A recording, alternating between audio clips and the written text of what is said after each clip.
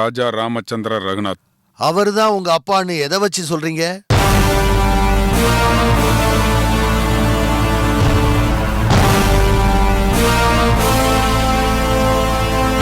இன்னும் எப்படி எல்லாம் கேக்குறீங்க? கோர்ட்டு படியேறிட்டாலே இப்படி எல்லாம் கேட்பாங்க. நீங்க பதில் சொல்லித்தான் ஆகணும். சொல்லுங்க. ராஜா ராமச்சந்திர ரகுநாத் தான் உங்களை பெத்த அப்பாவா? சத்தியமா அவர்தான் என் அப்பா. சாட்சி இருக்கா?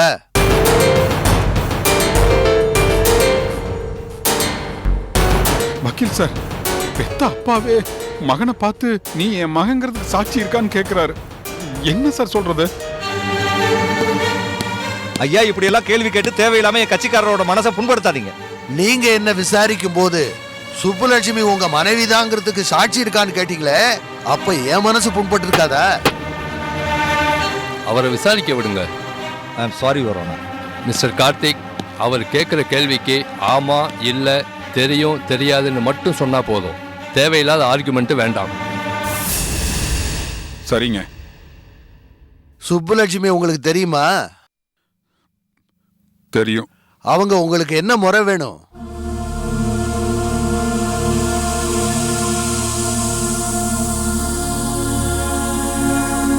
சின்னம்மா முறை வேணும்.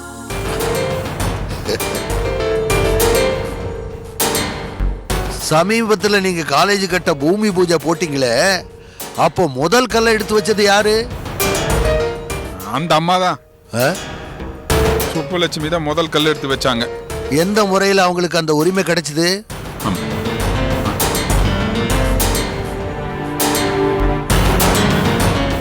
என்ன பெத்த அம்மா தான் சின்னம்மாங்கிற முறையில அவங்கள முதல் கல் எடுத்து வைக்க சொன்னாங்க. என் அம்மா சொன்னதுக்காக நான் அதுக்கு சம்மதிச்சிட்டேன். கனம் நீதிபதி அவர்களே, கார்த்திக் சொன்னதை உங்க கவனத்துக்கு கொண்டு வர்றேன். அவர் வாயாலேயே சுப்புலட்சுமியே சின்னம்மான்னு சொல்லியிருக்காரு.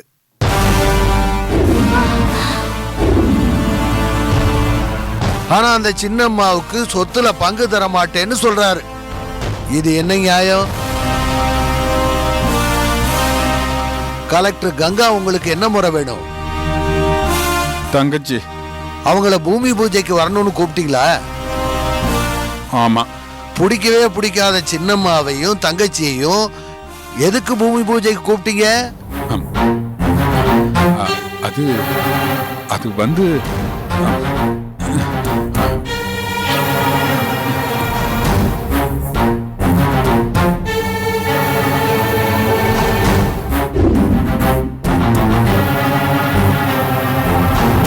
என்னுடைய விசாரணையை முடிச்சுக்கிறேங்க.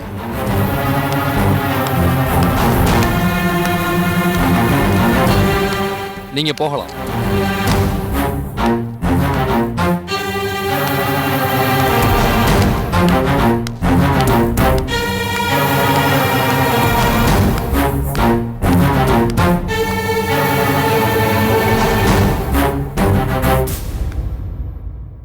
வழக்க முடிச்சிடலாமா இல்ல உங்க பக்கம் ஏதாவது பேச வேண்டியது இருக்கா? இருக்கு மை லார்ட். கணம் நீதிபதி அவர்களே, சில மாதங்களுக்கு முன்பாக ஐயா அவர்கள் உடல்நிலை சரியில்லாமல் இருந்தார். அப்பொழுது தான் மரணம் அடைந்து விடுவோமோ என்று ஒரு முடிவுக்கு வந்தார். அந்நிலையில் தனக்கு பிறகு தன்னுடைய சொத்துக்கள் யாவும் கார்த்திக் சரவணனுக்கு தான் போய் சேர வேண்டும், வேறு யாருக்கும் பங்கில்லை என்று ஒரு பத்திரத்திலே கைநாட்டு போட்டு கொடுத்திருக்கிறார். அந்த பத்திரம் இதோ உள்ளது. இந்தாங்க.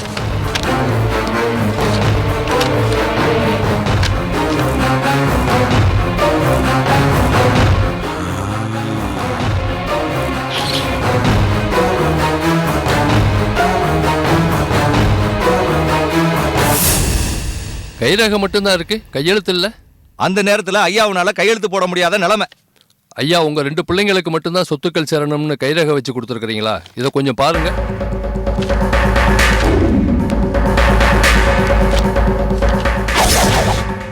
கனம் நீதிபதி அவர்களே, இதை நான் திட்டவட்டமா மறுக்கிறேன்.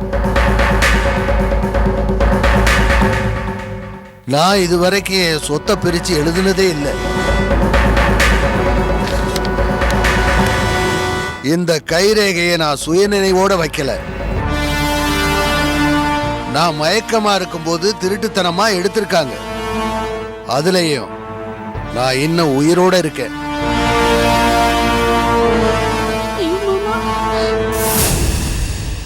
திருட்டுத்தனம்னு எப்படி சொல்றீங்க? சாட்சி இருக்கா? இருக்கு. ஆஸ்பத்திரியில் நான் மயக்கமா இருந்தப்போ என்னை கவனிச்சுக்கிட்டு இருந்த நர்ஸ் ராணி இங்க வந்திருக்காங்க. ஆபரேஷன் பண்ண டாக்டரும் வந்திருக்காரு. அவங்கள விசாரிச்சா உண்மை தெரியும். நர்ஸை கூப்பிடுங்க. ராணி, ராணி, ராணி.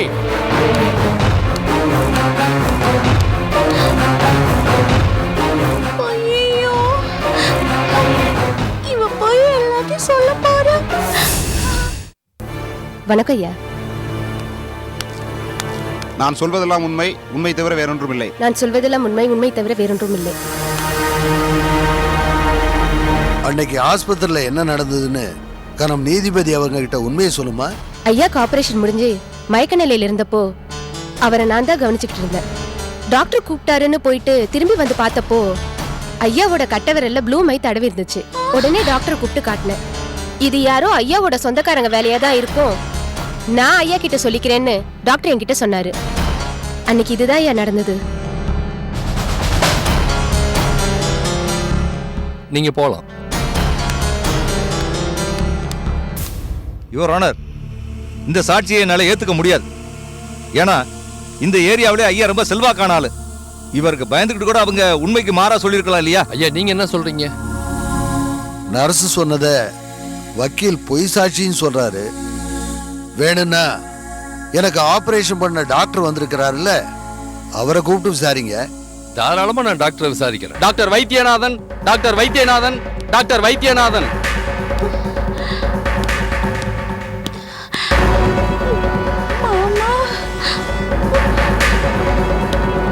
வணக்கம் ஐயா.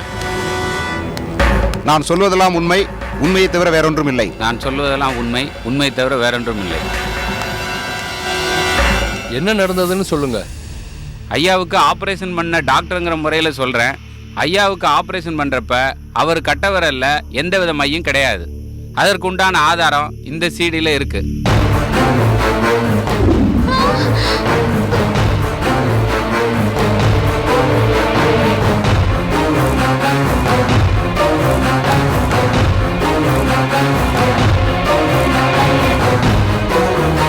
பொதுவாக நாங்கள் ஆப்ரேஷன் பண்ணுறப்ப ஆப்ரேஷன் முறையை வீடியோவில் பதிவு பண்ணுறது வழக்கம். அப்படி ஆப்ரேஷன் பண்ணுறப்ப ஐயா கையில் மை இருக்கா இல்லையாங்கிறத இந்த சீடியை பார்த்தே தெரிஞ்சுக்கலாம்.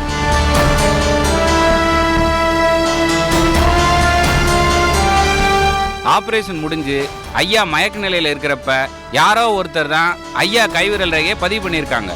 இதை டியூட்டியில் இருக்க நர்ஸு என்கிட்ட வந்து சொன்னாங்க. நானும் அதை போய் பார்த்தேன். இதுதாங்க நடந்தது. நீங்க போலாம். நன்றிங்க ஐயா. ஐயா, வேற சாட்சியில் யாராவது இருக்காங்களா? வேற யாரையாவது விசாரிக்கணுமா?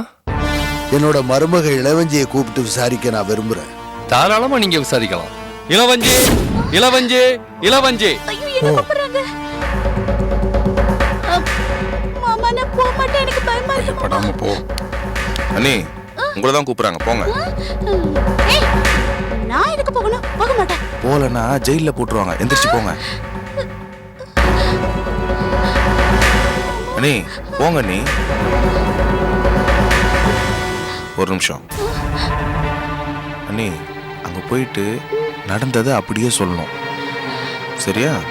இல்ல நான் வந்து சொல்லிடுவேன். நீங்க பாருங்க, நீங்க ஹாஸ்பிட்டல்ல பண்ண விஷயம் எல்லாம் சிடியில் ரெடியா இருக்கு. இப்ப நீங்க பொய் சொன்னீங்க, நீதிபதி உங்களுக்கு கடுமையான தண்டனை கொடுப்பாரு. அப்புறம் ஜென்மத்துக்கு உள்ளதான் இருக்கணும். பாத்துக்குங்க, அதுக்கு மேல உங்க இஷ்டம். போங்க.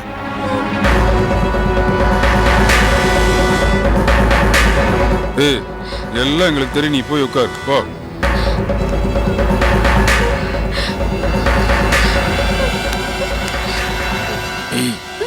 ஏண்டி இப்படி பயந்து சாகற? யாரு எது கேட்டாலும் தெரியாது, மறந்துட்டேன்னு சொல்லு. போ போ, நான் இருக்கேன், போ.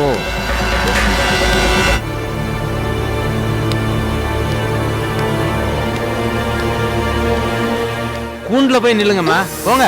இல்ல, நான் இங்க நிக்கிறேன். நான் நின்னல, அந்த மாதிரி உள்ள வந்து நில்லு.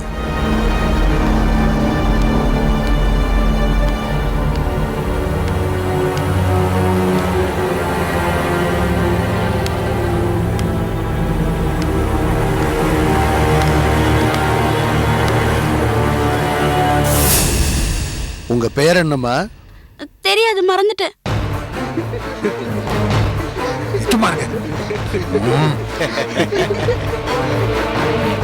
இளவஞ்சி தானே உங்க பேரு? இளவஞ்சிதான். வருங்காலத்துல நீங்க தான் பெரிய நாச்சியார். நாச்சியார்னா பொய்யே சொல்லக்கூடாது. கோர்ட்ல பொய் சொன்னா கடுமையான தண்டனை கிடைக்கும். உண்மையத்தான் சொல்லணும். கைரேகை எடுத்ததை பத்தி உங்களுக்கு என்ன தெரியுமோ அதை அப்படியே இங்க சொல்லணும்.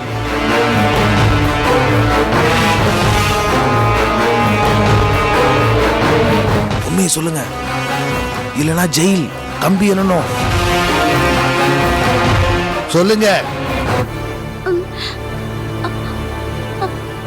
அன்னைக்கு ராத்திரி ஆஸ்பத்திரியில நீங்க மயக்கமா கிடந்தீங்க. நீங்க படுத்திருந்த ரூமுக்குள்ள நான் தான் வந்தேன். பேச்சு மூச்சு இல்லாம நீங்க கடந்ததை பார்த்ததும் எனக்கு அழுகையா வந்துருச்சு. மலை மாதிரி இருந்த நீங்க இப்படி குழந்தை மாதிரி கிடக்குறீங்களேன்னு என் நெஞ்சே வெடிச்சு போச்சு. அழுகைய அடக்கிக்கிட்டு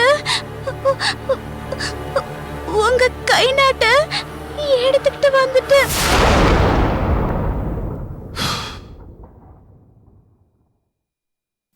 எதுக்காக இப்படி செஞ்சீங்க?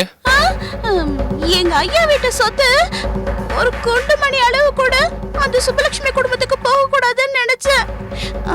உங்க அருந்த செருப்பு கூட அந்த ஆயக்குடி வீட்டுக்கு போக கூடாதுன்னு நினைச்சேன்.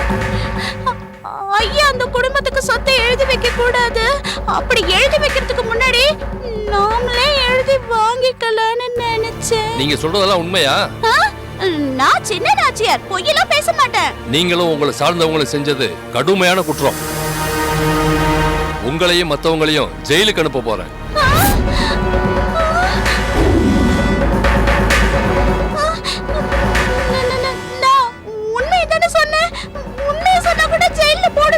ஐயா, உங்க கருத்தை நீங்க தாராளமா சொல்லலாம்.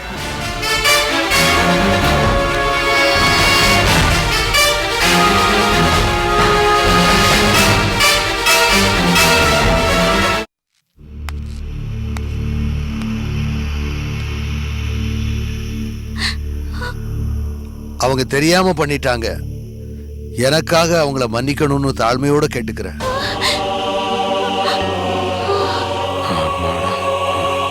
பாதிக்கப்பட்ட நீங்களே கேட்டுக்கிட்டதால இவங்களை நான் மன்னிக்கிறேன். நீங்க போகலாம். வந்துரு வா.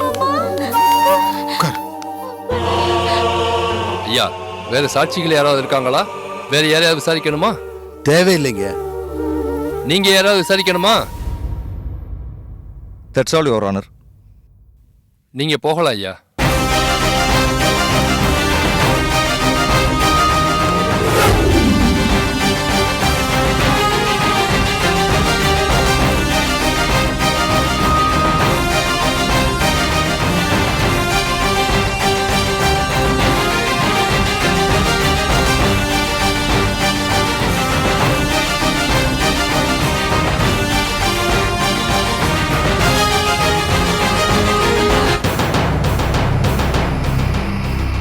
இந்த வழக்கை விசாரித்த வரையில் உண்மையும் நியாயமும் ஐயா ராஜா ராமச்சந்திர ரகுநாத் அவர்கள் பக்கமே இருப்பதாக இந்த நீதிமன்றம் கருதுகிறது. திருமதி சுப்புலட்சுமி அவர்களை ஐயாவின் இரண்டாவது மனைவியாக சட்டபூர்வமாக இந்த கோர்ட் அங்கீகாரம் அளிக்கிறது. அசையும் அசையா சொத்துக்கள் அனைத்தையும் யாருக்கு வேண்டுமானாலும் பிரித்து கொடுக்க ஐயாவுக்கே முழு அதிகாரமும் இந்த கோர்ட் வழங்குகிறது. ஐயா விரும்பினால் சொத்துக்களை யாருக்கு வேண்டுமானாலும் எப்படி வேண்டுமானாலும் கொடுக்கலாம். ஐயாவுக்கு மொத்தம் 5 பிள்ளைகள் என்பதால் சொத்துக்களை 5 பாகங்களாக பிரித்து கொடுக்கலாம் என்று இந்த கோர்ட் கருதுகிறது.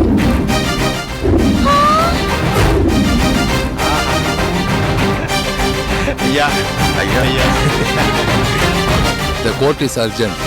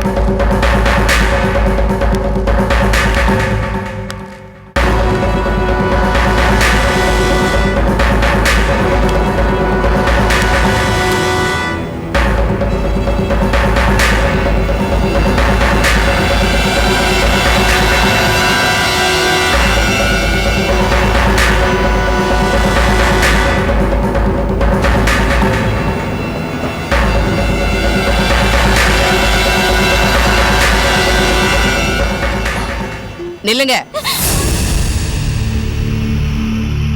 எங்க வந்தீங்க திருட்டு போனீங்க மாதிரி?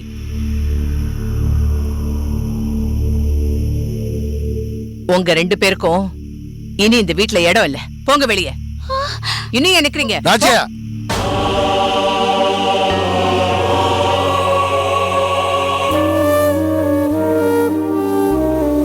ஐயா, உங்களை மீறி பேசுறேன்னு தயவு செஞ்சு தப்பா நினைக்காதீங்க. நீங்க கொஞ்சம் அமைதியா இருங்க. போதும் ஐயா, போதும். மூத்த புள்ள, மூத்த மருமகன்னு எல்லாம் பார்த்தது போதும் ஐயா. அத்தை, இப்ப என்ன நடந்து போச்சுன்னு இப்படி பேசுறீங்க? இன்னும் என்னடி நடக்கணும்? அதான் கோர்ட்ல எல்லாம் ஒரு மாதிரியா முடிஞ்சு போச்சு. நாங்க தானே தோத்து போய் வந்திருக்கோம். உங்களுக்கு இப்ப நிம்மதி தானே? அப்புறம் எதுக்கு எங்களை வெளியில போக சொல்றீங்க? அதானே, வெளியில போக சொன்னா நாங்க வெளியில போயிடணுமா? கோர்ட் என்ன நான் உன் பிள்ளை இல்லைன்னு சொல்லிடுச்சு. இங்க பாருங்க, உங்களுக்கு ஆயக்குடி பிள்ளைங்க தான் பெருசுன்னா நீ ஒரு அனாதை, நீ என் பிள்ளை இல்லைன்னு சொல்லிடு. நான் இப்பவே வீட்டை விட்டு வெளியில போயிடுறேன். யாரும் வீட்டை விட்டு போக வேண்டாம். எல்லாம் ஒத்துமையா ஒன்னா இங்க இருந்தா போதும். இல்லைங்கய்யா, எனக்கு நம்பிக்கை இல்லைங்கய்யா. என்னைக்கு நீங்க ஆஸ்பத்திரியில சுயநினைவு இல்லாம இருக்கும்போது உங்க கைரேகைய திருட்டுத்தனமா எடுத்தாங்களோ, இவங்களாயா உங்களுக்கு உறவா இருக்க போறாங்க? அத்தை, சும்மா சும்மா திருட்டு கைரேகைன்னு சொல்லாதீங்க.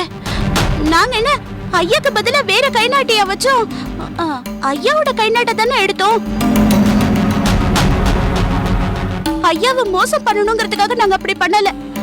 ஐயாவை வேற யாரும் மோசம் பண்ணிட கூடாதுன்னு ஒரு பாதுகாப்புக்காக தான் நாங்க அப்படி பண்ணோம். சீ, வாய மூடி. இப்பவும் சொல்றையா, நம்ம சொத்துல இருந்து சல்லி காசு கூட அந்த ஆயக்குடி குடும்பத்துக்கு சேர விட மாட்டையா.